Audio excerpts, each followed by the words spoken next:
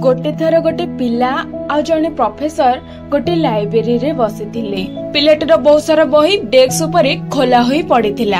आ से पिलाटी से बही गुडी को निरीखे निरीखे देखुथिला। एक्चुअली से निजर पढ़ा उपरे फोकस करबा को चेष्टा करुथिला, कारण एग्जाम पाखे आसुथिला, किंतु ताकु लागुथिला कि से एइथर भी एग्जाम पास करि परिबोनी। एबे साइड रे बसिथिबा प्रोफेसर से पिलाटी को केते समय धरी देखुथिले। से पिलाटी को पचारिले कि कौन हैला, कौन होइची। से पिलाटी तांको कहला कि मते बारंबार सेल्फ डाउट हेउची कि मु एइथर भी एग्जाम पास करि पारिबी नाही, कारण मोर सेते के पढ़ा होई पारि नाही। आ मो हिसाब रे मोस्टली एही जिनिस एग्जाम टाइम रे सब स्टूडेंट को मुंडरे थाए।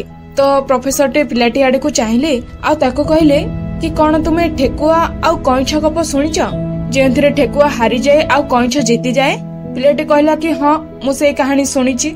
पुणी प्रोफेसर टी पिलाटी को कहला कि एबे तार द्वितीय भाग सुन।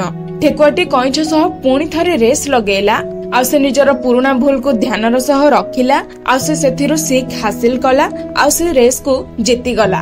प्रोफेसर टी कहला कि एबे एही कहानी रो तृतीय भाग सुन।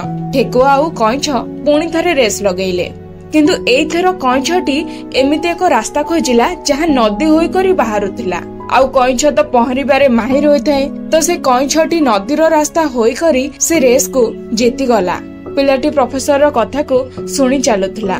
सेतबळे प्रोफेसर टी तांको कहले हमको ए दुई कहानी रु एया शिक्षा मिले कि प्रथमे आमे जो भूल करिचु सेथिरु सीख हासिल कर आ चेष्टा कर कि पुणी थरे एमिति भूल न होउ। एई भूल बोधुए तुमे एबे करिच, तुमे ठीक समय रे पाठ पढ़ा आरंभ करिना हो आ एबे एते सारा तुम द्वारा पढ़ा जाई पारु नाही। एई भूल रो शिख आ नेक्स्ट थर एमिति भूल न हो तार ध्यान रख। आउ द्वितीय शिक्षा हमको एई कहानी रु एया मिले कि जदि कोनोसी जिनिस हमको बुझा पडु नाही तो निजर प्रक्रिया बदलाओ, उद्देश्य नुह। होई पारे तुमे जे प्रक्रिया रे जे अप्रोच रे पाठ पढु अछ सेथिरे तुमको अधिक बुझा पडु नाही, तो गोटे थर निजर अप्रोच बदलई करी देख। जेमिति कि बहुत सारे लोगों को बारंबार कही करी मने रही जाए, केते लोगों को बारंबार सुनी करी मने रही जाए, तो केते लोगों को लेखी करी, तो केते लोगों को पॉइंट रे मने रही जाए। तुमे जे प्रक्रिया रे माहिर अट से प्रक्रिया रे पाठ पढ़, तुमको रिजल्ट निजे ही देखा जिबा आरंभ होई जिवो। पिलाटी प्रोफेसर का कथा सुनिला आ गोटे गभीर निश्वास नेला। आउ जेमिति से कहिथिले से सेमिति करिबा आरंभ करिदेला।